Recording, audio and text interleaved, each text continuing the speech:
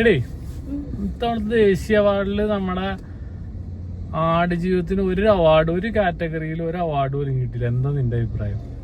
അത് അതിലും നല്ല സിനിമാസ് ചിലപ്പോ വന്നിട്ടുണ്ടാവുമായിരിക്കും. എന്നിട്ട് ഏത് സിനിമയ്ക്കൊക്കെ കൊടുത്തത്? കേരള സ്റ്റോറി പോലെയുള്ള സിനിമയ്ക്കൊക്കെയാണ് അവാർഡ് കൊടുത്തത്. നീ ആടുജീവിതം കണ്ടോ? ഞാൻ തിയേറ്ററിൽ 2 പ്രാവശ്യം കണ്ട പടമാണ് ആടുജീവിതം. എനിക്ക് ഭയങ്കര ഇഷ്ടപ്പെട്ട പടം. അതായത് ഈ അവാർഡ് ജൂറി ചെയർമാൻ, അതായത് ബോംബെയിൽ നിന്ന് ബ്ലെസ്സി പറഞ്ഞേക്കണത്, ബോംബെയിൽ വെച്ച് ഈ അവാർഡ് ജൂറിയുടെ ചെയർമാൻ ബ്ലെസ്സിനെ കണ്ടപ്പോൾ വളരെ മികച്ച അഭിപ്രായം പറഞ്ഞു. നമുക്കൊരു ചിരിക്കണം, ചായ കുടിക്കണം എന്നൊക്കെ പറഞ്ഞ ആള് ഈ സിനിമയുടെ അവാർഡ് നിർണയിച്ചു കഴിഞ്ഞപ്പോൾ നേരെ തിരിച്ച പറയണേ. യാതൊരു രീതിയിലുള്ള അവാർഡ് കൊടുക്കാനുള്ള ഒരു സിനിമയല്ല എന്നുള്ള രീതിയിലാണ് ആ ജൂറി സംസാരിക്കുന്നത്. പെട്ടെന്ന് എമ്പുരാൻ എഫക്ട്, കറക്റ്റ്. അത് ആ ഡിസ്കഷന് ശേഷമാണ് എമ്പുരാൻ ഇറങ്ങണത്. എമ്പുരാൻ ഇറങ്ങി ഭയങ്കര വൈറലായി, അത് ഭയങ്കര വിവാദമായി. മാക്സിമം പൃഥ്വിരാജിന് കൊടുക്കാതിരിക്കാൻ. അതെ മാക്സിമം പൃഥ്വിരാജ്. ഞാൻ പറയണ ഒരു സിനിമേനെ അത്ര മോശമായിട്ട് ചിത്രീകരിക്കുന്നത് ശരിയല്ല. ഒരു എന്തിന്റെ പേരിലാണെങ്കിലും അല്ലെ, ഒരു അവാർഡ്, ഒരു ബ്ലെസ്സിക്ക്, അത് ആർക്കെങ്കിലും ആ സിനിമയിലെ ഏതെങ്കിലും ഒരു ടെക്നിക്കൽ വിഭാഗത്തിനെങ്കിലും ഒരു അവാർഡ് കൊടുക്കാതെ വളരെ മോശം പരിപാടിയായി. ഒരാൾക്കൊരു അഭിപ്രായ സ്വാതന്ത്ര്യം ഇല്ലാത്ത ഒരു രാജ്യമായി മാറിക്കൊണ്ടിരിക്കുക നമ്മുടെ രാജ്യം. എന്തൊക്കെയാണെങ്കിലും മോശം പരിപാടിയായി പോയി. ഏത് പാർട്ടിക്കാരായിക്കോട്ടെ, ഏത് ഇതുമായിക്കോട്ടെ, നമ്മള് ആരെ അനുകൂലിച്ച് പറഞ്ഞു. പക്ഷെ ഒരു സിനിമ എന്നത് അത് ആ പൃഥ്വിരാജ് പോട്ടെ, ബ്ലെസ്സി ഒരു സംവിധായകൻ, ഒരു 10 വർഷം അയാളുടെ എഫക്റ്റ് ആണ് ആ സിനിമ. ഒരു കഷ്ടപ്പാടാണ്. അവര് അതിൽ എന്തെങ്കിലും മിസ്റ്റേക്ക് ചെയ്തിട്ടുണ്ടെങ്കിൽ, ഇപ്പൊ എമ്പുരാനിലാണെങ്കിൽ അവരെന്തെങ്കിലും മിസ്റ്റേക്ക് ചെയ്തിട്ടുണ്ടെങ്കിൽ അത് അതുമല്ല, ബ്ലെസ്സി എന്ന സംവിധായകന്റെ ഒരു 10 വർഷത്തെ കഠിനാധ്വാനമാണ്. കൊറോണ വന്നപ്പോഴും അവര് പുറം രാജ്യത്ത് പോയി പെട്ടുപോയിട്ട് അവിടെ പോയി കഷ്ടപ്പെട്ട് എടുത്ത സിനിമയാണ്. അത്ര ആ ഒരു കഷ്ടപ്പാടിന്റെ എന്തിനും ഓസ്കാറിന് വരെ നോമിനേഷൻ കിട്ടിയ സിനിമയ്ക്ക്. അപ്പൊ അത്ര നല്ല സിനിമ ആയതുകൊണ്ടാണല്ലോ അങ്ങനെ നോമിനേഷൻ വരെ കിട്ടണേ. എന്റെ അഭിപ്രായത്തിൽ അതൊരു മോശം പരിപാടിയായി പോയി സിനിമയ്ക്ക്, അല്ലേ? അങ്ങനെ അതിന്റെ ഇതിലാണ് ഇതിനെ മാറ്റി നിർത്തുമെങ്കിൽ അത് അല്ലെങ്കിൽ പിന്നെ ആ ജൂറി അങ്ങനെ തിരിച്ചു പറയേണ്ട ആവശ്യമില്ലല്ലോ, അങ്ങനെ തഴയപ്പെടേണ്ടോ?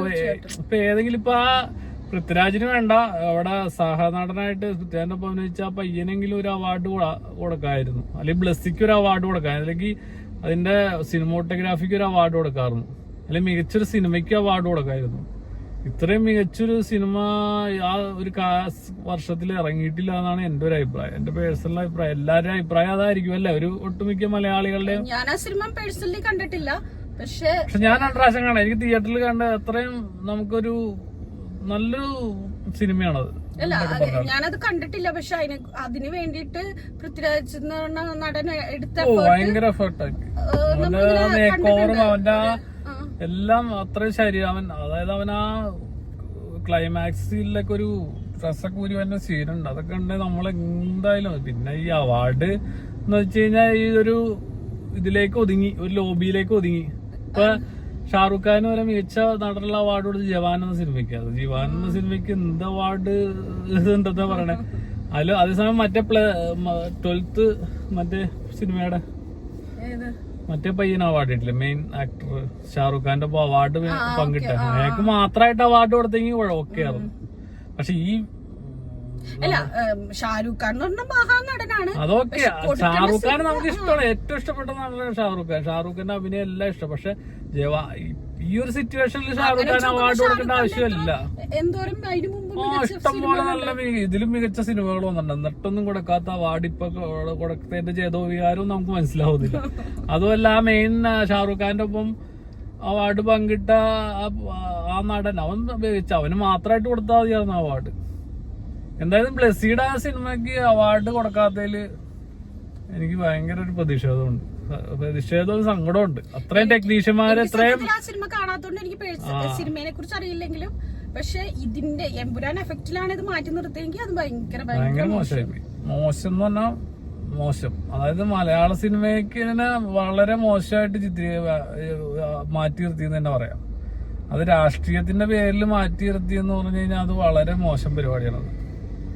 സിനിമ വേറെ, രാഷ്ട്രീയം വേറെ. സിനിമയായിട്ട് കാണണം. സിനിമ ഒരു കലയാണല്ലോ. തീർച്ചയായിട്ടും. എന്തായാലും ചെയ്തത് മോശമായിപ്പോയി. പിന്നെ ജനങ്ങൾ ആ സിനിമ അംഗീകരിച്ചു. അതിനും വലിയ അവാർഡ് ഇനി കിട്ടാനില്ല. ഇല്ലല്ലോ. മനസ്സിലായ? ബ്ലെസി എന്ന സംവിധായകനെയും പൃഥ്വിരാജിനെയും അതിൽ അഭിനയിച്ചിരിക്കുന്ന ആൾക്കാരെയൊക്കെ ജനം അംഗീകരിച്ച്, ആ സിനിമയെ അംഗീകരിച്ച്. അതിലും വലിയ അവാർഡൊന്നും കിട്ടാനില്ല. അതോർത്ത് ആശ്വസിക്കാം.